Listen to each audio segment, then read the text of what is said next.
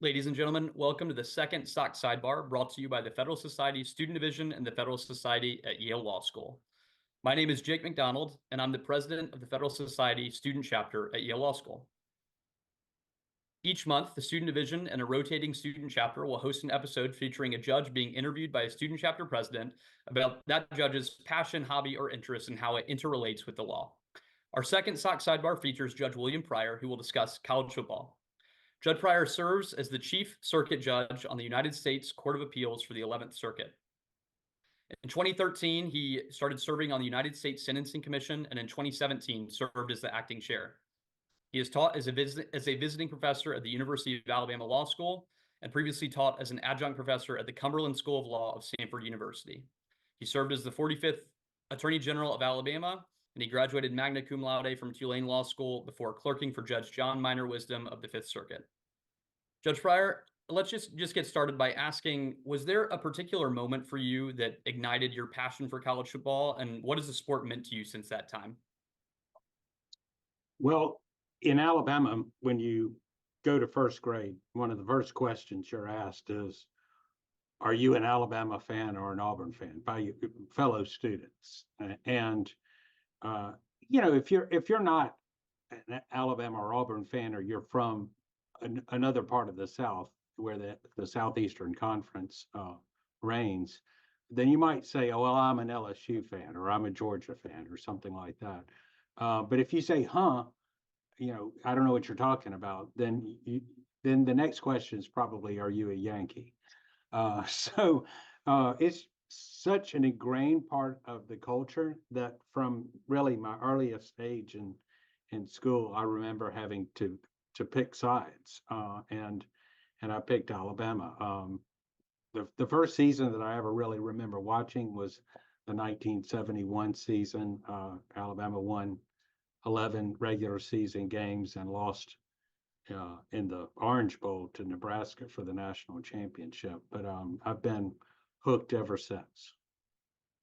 Now, both of us hail from the Southeast, and we both have some ties to that school in Tuscaloosa. And the motto for the SEC is that it just means more. What do you think makes college football Saturdays in that part of the country so special? Well, I think a lot of it actually is you can trace to the history of Alabama football. For a long time, college football was a sport of the schools, the elite schools in the Northeast, the Harvards, the Yales, the Ivy League schools, a lot of teams on the West Coast, Michigan then, and Notre Dame in the Midwest. And Southern football, it may be hard for people today to realize this, but more than 100 years ago, Southern football was not well regarded. Alabama was the first team from the South ever invited to play in the Rose Bowl in 1925, because the East Coast elite schools, their university presidents had the schools boycott the Rose Bowl because they thought there was too much of an emphasis on athletics instead of academics.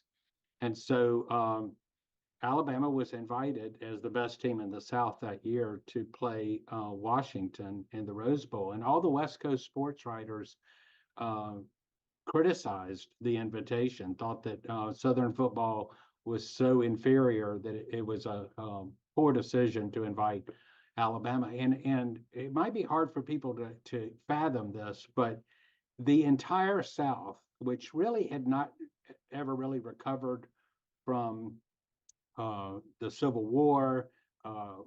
This is before the Great Depression, but in many ways, the South was economically depressed. The entire South was really cheering for that Alabama team when they went out and upset Washington in the 1925 Rose Bowl. They were greeted when they came back to Tulane, to New Orleans, to the train station. 1,000 students from Tulane showed up to cheer them. In Auburn, of all places, the people in Auburn were huddled around radios cheering for Alabama in that Rose Bowl game. That's how much it meant. And there are some Southern historians, in fact, one very prominent one who taught for many years at Auburn University, Wayne Flint, who he really says that had that game gone differently, the South might have never developed the love for college football that it did. But it didn't take long. I mean, Alabama was invited to go back to the Rose Bowl the next year, and in 1930, and Tennessee started getting invitations, and Huey Long loved college football and his LSU Tigers. And so in the late 20s and 30s, this love really developed, but it wasn't always that way. Now, I think you could make a Mount Rushmore for college football coaches with just the Alabama line of championship winning coaches, from Wallace Wade to Bear Bryant, Gene Stallings, and now Nick Saban, and hopefully Kalen DeBoer moving forward. But are there other coaches that you would point to that you think have made the greatest impact on the sport? Well, in the South, you would have to point to General Neyland at Tennessee, surely. I would say Steve Spurrier at Florida changed the game with his fun and gun offense. Vince Dooley was a hugely influential college football coach at Georgia. Paul Dietzel at LSU. Johnny Vaught at Ole Miss. Some really, the South has had a lot of legendary ones. When I was growing up, though, of course, it was Barry Switzer at Oklahoma. It was Woody Hayes at Ohio State. It was Bo Schembechler at Michigan. John Robinson at USC. Darrell Royal at Texas. All of these were, legends of the game. Now, how do you even begin, You though? mentioned Tom Osborne from Nebraska. Justice Thomas would be mad at me if I didn't mention him. I'm curious how you would make a rubric for comparing coaches across eras when the game has just changed so much. I mean, would you call Nick Saban's success in recent years even more impressive than those other coaches from past eras that you mentioned, because of how dynamic the sport has been recently? Yeah, I think that what he did, frankly, is more impressive. He was playing with scholarship limits that many of the greats that I was talking about never had to deal with anything like that. The money and the demands of the sport are so much greater. The restrictions on practices and everything else that regulates the game and the way players are developed and recruited, so much more challenging. And to have a 17-year run where you win 6 national championships, at 9 SEC championships, have the winning percentage that he had, it's really crazy that he was able to do it. I lived through the Bear Bryant era, and that was a remarkable era. But I don't have any difficulty saying that what Saban did in the modern era is more impressive. And I'm going to go out on a limb and guess that you don't think that anybody will ever touch it again going forward. Well, I didn't think anyone would ever touch Bryant's record again. So that shows you what I know. But I think it'll be very, very, very difficult to see anyone top it in my lifetime. And I want to say to the audience right now that you can go ahead and begin submitting questions in the Q&A tab on Zoom, and we will see those and get to those later on. But Judge, coming now more to you personally with the sport, did you ever play football yourself? And if no?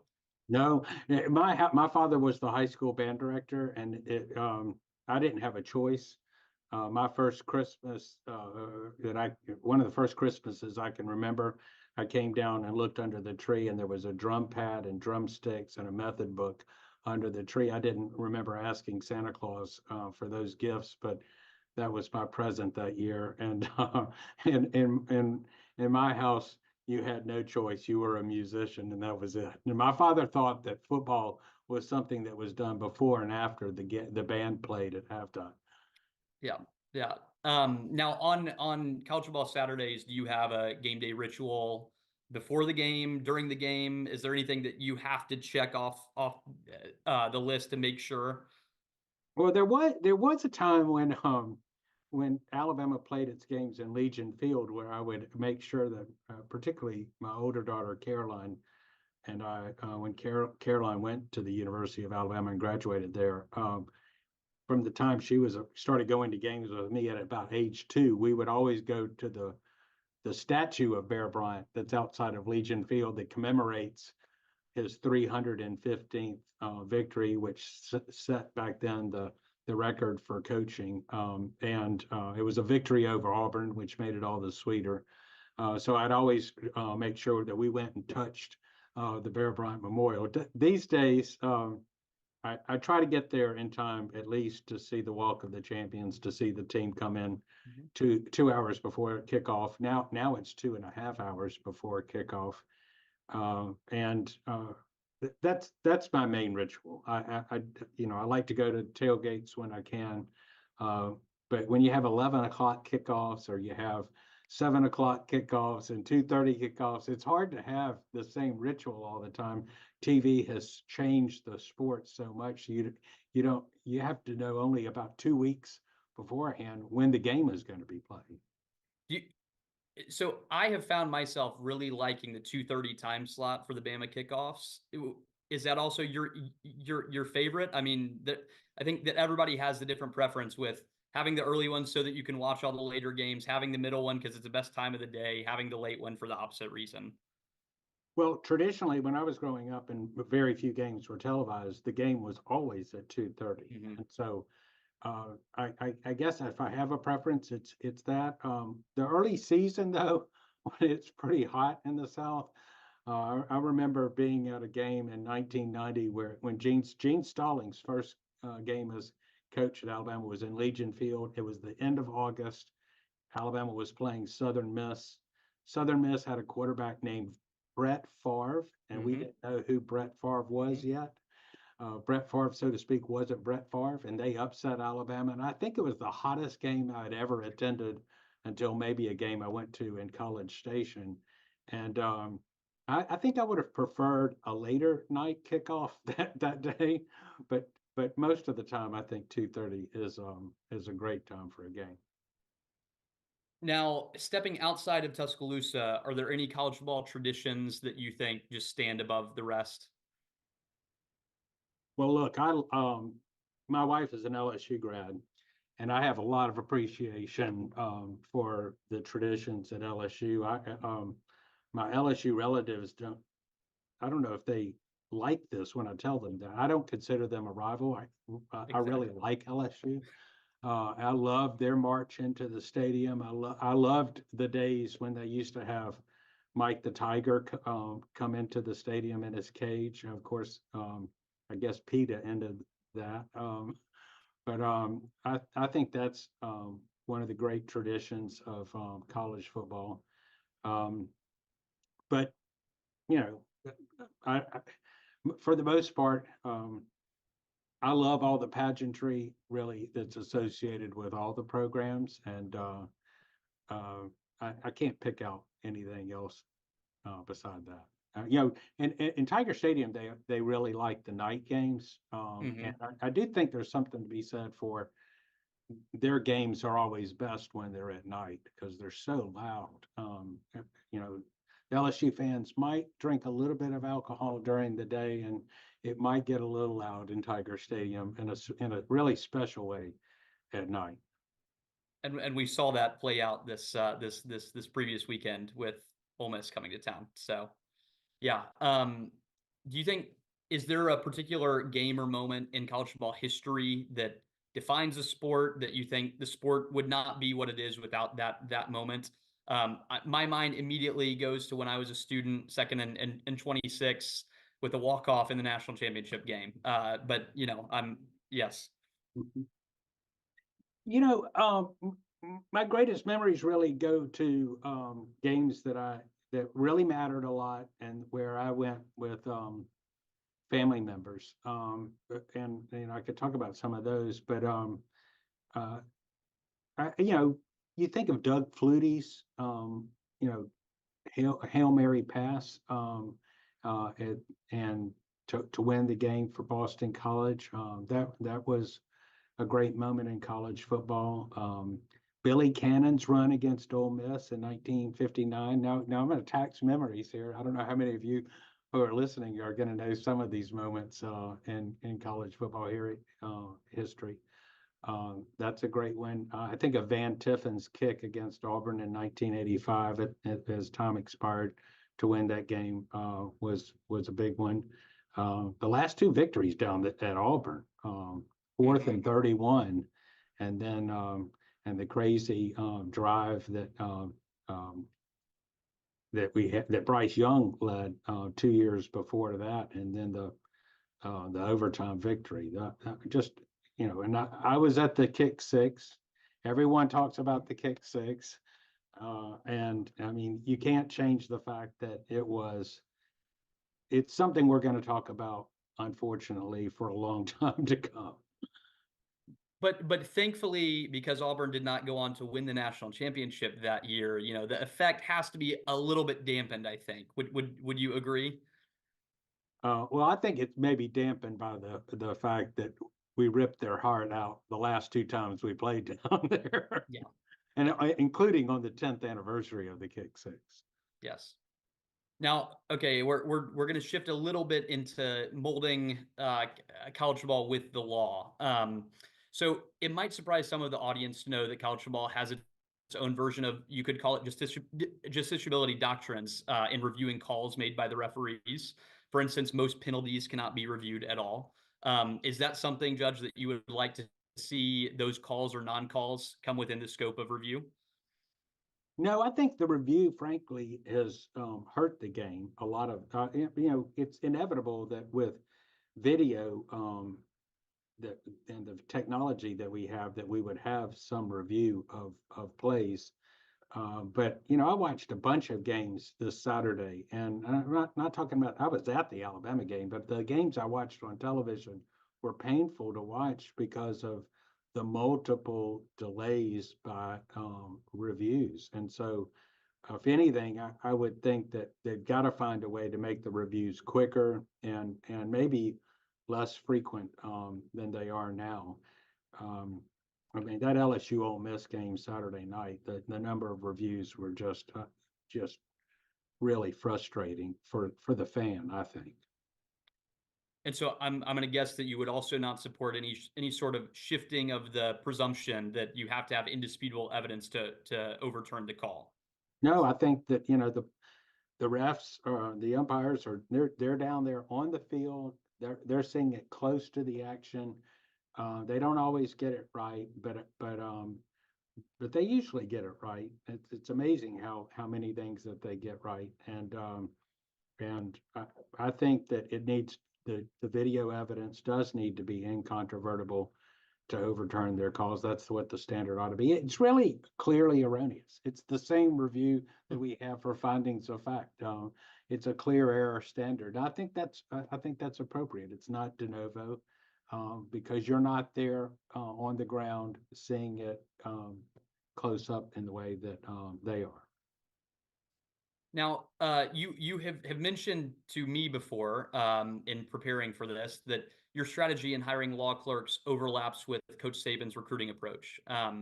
Now, I know that recruiting talent at the high school level, especially if you're talking about someone like Ryan Williams, who was 16 when he was being recruited to come to Bama, but coaches usually are identifying a few key traits to look out for. Would you say that you have a set of key traits that you usually look for in identifying a successful future clerk? Yeah, well, I'm looking for elite clerks in the same way that Coach Saban would look for elite players, but I'm also trying to mold a team. So, Coach Saban couldn't recruit just everybody. You have to have certain positions that are open from year to year, and I want a team that's going to work well together. Personality fits with each other matter. Different classes of my law clerks have kind of different personalities, and I take that into account when I'm hiring law clerks. I also, when he would recruit players, he used to use a 100-mile radius for the first kind of round of who he's trying to get, because he knows their parents will drive to Tuscaloosa to watch the games, and that mattered in terms of the likelihood of being able to recruit that player and get their parents' support. And I learned early on that, you know, there are lots of really fine law students out there who would serve as great law clerks. And you don't need to be caught up with trying to find the very best ones. You need to try to find the ones who are going to fit your chambers, your team, and to some degree your circuit. So, you know, all things being equal, I might give some preference to someone who I think will stay in our circuit and practice here, or who might have ties to Alabama, where my chambers are. I also, you know, I think, you know, football coaches look at high school coaches they can trust in terms of development, and there are certain mentors at law firms and at law schools who help me identify potential law clerks. So I've even used what I consider to be a form of gray shirting or red shirting, where I have encouraged law school applicants to go clerk for someone else I trust, maybe one of my former law clerks who's now a judge, in the same way that Coach Saban would encourage someone maybe to go to junior college or to do something else for a year. So those are all things that I think I really learned by emulating and applying lessons from college football recruiting to my own law clerk recruiting. Now more on the practitioner side, how do you think that game planning in football maybe could relate to case strategy in practicing law in any way? Well, I mean, look, they call it the practice of law for a reason. The practice of law is really hard. And those who work the hardest tend to have more success. It's the same way in law school. You know, all your classmates are smart. Everyone who got into law school has the abilities to succeed, but not everyone's going to work as hard. And when you get out in the practice of law, the work starts all over again. And good practice habits in college football, you can see them on the field on Saturday. You know, coaches talk about whether we had a good week of practice or not, and whether players were distracted or focused or not. And quite frankly, that's true in legal practice as well. The lawyers who were prepared, who really put the work in, have more success when it comes to representing their clients. Now, on the note of game plans, you know, in the sport, offensive game plans have evolved in recent years to a point unrecognizable from past decades. And a lot of people have pointed out that similarly in the legal profession, appellate court opinions have gotten considerably longer and more complex. There's more concurrences, dissents. Would you say that this trend has been for the better in law? Not always. No, I mean, I think with football, it probably has been better because it's made the game more entertaining for the fans. So for football as a sport, it probably makes for better entertainment value. It's not for someone like me who's appreciated the game as long as I have. You know, I've tried to tell younger fans how great a defensive game is, how great a 6-3 game is as a final score. And I don't know if I can really translate that kind of appreciation. But you know, I think length of opinions and complexity of opinions, a lot of that's a function of we have better technology, so it's much easier to produce an opinion like that when you're not using typewriters or carbon paper or you know, a quill with ink, you know, as they once had to do. That's part of it. Part of it's caseload. When a court is busier and has a higher caseload, opinions are shorter. If you look at the Supreme Court when it was hearing 120 to 150 cases a year and writing opinions in all of them, their opinions were not as long as they are now when they're hearing 60 opinions in a year. So judges have a way of filling up the time that they have.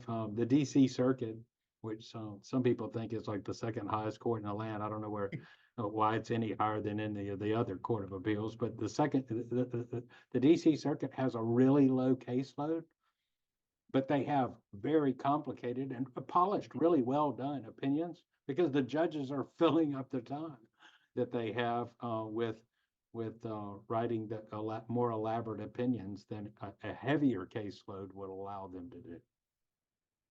Now, you'll often see judges compared to umpires in the game of baseball. Do you see any comparison between the role of a judge in court to that of a referee on the field?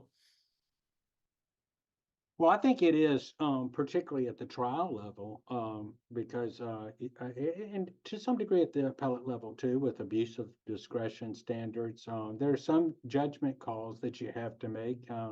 If you look at a pass interference call, and sometimes the commentators on television will say, "Oh well, I think it was right not to call pass interference there with that hand fighting, because it really did make a difference. It was."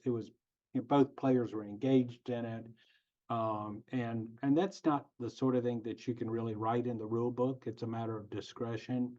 And there's all kinds of judgment calls too, that go into baseball and other sports, and refereeing those games. So yeah, I think that's true in football and other what is true in football and other sports is also often true in law. We have to make decisions about whether an error was really harmful or not, whether something was an abuse of discretion, whether it really made a difference in the trial or not, whether it really produced an unfair outcome. And those kinds of judgment calls are analogous in many ways to calls that have to be made by the arbiters of sports. Now, you bring up pass interference, and I have to get your thoughts on it. Drives me crazy when, if the cornerback does not turn around, that is always mentioned as, oh my goodness, he didn't turn around, so we have to throw the flag. Does that presumption, I mean, what do you think about that presumption? Because the announcers say it every time. Well, I see a lot of instances where they don't turn around and still no pass interference is called. So I'm not sure that the presumption is as heavy as sometimes the commentators say it is. But I will say this, that if you turn around and you are looking for the ball, virtually never will you be called for it. So it has some basis. It maybe gets exaggerated, but I think they're commentators for a reason. They know a lot about the sport, and most of them have played the sport, which I haven't. Mm-hmm. Neither have I. So fair enough. Would you say that your experience with football and your fanhood has inspired your approach to the legal profession in any way? Well, just the hard work aspect of it, the appreciation for, I once heard someone who played the game of football, who's a commentator now, who he actually played for Nick Saban at LSU. Yeah, it was Booger, and he said that what separated Coach Saban from ordinary coaches was that he was an elite recruiter, but he coached the players like they were just any Jimmies and Joes. Mm-hmm. That is, he taught them the fundamentals and the finer points of everything as if they were just average players, and he had to teach them, that way. And these were elite players. He didn't just depend on their elite ability. And I've tried to have the same kind of attitude in working with my own team in my own chambers. I get really terrific young law clerks who come to me every year, fresh legal minds, and we start over again. I don't have a career law clerk. I don't want to have a career law clerk. I like working with new players, so to speak, every year, new clerks every year, and and showing them kind of the wonderment of the law, how much they don't know, but how how well they're already doing when they see sometimes experienced attorneys really do not very smart things. Great. I think we're going to move on now to the question and answer portion from the audience. We've got some great questions here. We've got a couple of people, Adam Mack and Caleb Chadwell, both asked what you think of the new Wild West version of the NIL era, and if that has been a positive or negative for the sport. And Caleb said, P.S., that they're looking forward to hosting you in Ann Arbor as the hometown of the reigning national champs in the spring. Yeah, congratulations to Michigan. You know, it's nice that they got to see a national championship in their lifetime. You know, and it's a great program. I'm looking forward to going up there. You know, I thought that there was a lot of justice in giving players the ability to reap some of the reward that comes from what they generate for the sport through their own name, image, and likeness. I'm concerned that it's really become something different. It's really just an unregulated system of just paying players as opposed to what the players negotiate because of truly their own name, image, and likeness. And that's okay, but it ought to be, it seems to me like it would be in any other sports league. It ought to be regulated to make the entertainment value of the league itself work. And that's particularly true with the transfer portal that we have now coupled with it. It's just a wide open system, basically of free agency. And I think that too has to be regulated. It's regulated in the NFL. Pay is regulated in the NFL and any other sport. So I have misgivings about it. I think it was there was a lot to be said for changing the sport in a way that the sport generates so much money for universities and programs and for coaches and yeah, it's true that players were getting great education and room and board and all that, but it pales in comparison to what they were generating for everybody else. So I thought it was fair that they should reap some of those rewards, but the unregulated aspect of it is to me very troubling. We've got a question from Forrest Carmen asking particularly about the Ole Miss game, if you watched it with the LSU game this past weekend. I did watch it, yeah. Did you have a take on the targeting flag being picked up against Whit Weeks? Because Forrest says it seemed to be a clear example of the text of the rule. No, I thought they made the right call because I mean I have a lot of sympathy for the defensive players and what they're expected to do now and play a game that where I've seen hits over in my 62 years of life that are just I would have just considered to be part of football, and now it's considered against the rules. And that defensive player was just waiting to make sure that the quarterback went down, and I did not see targeting on replay. I thought it was actually the right call. And branching off that, do you think that there's any chance that this trend toward more flags and limiting what especially players on defense can do, do you see this stopping at any point soon? I mean, where does this end? Well, the problem is, of course, that sport's very dangerous, and a lot of players have endured terrible injuries, and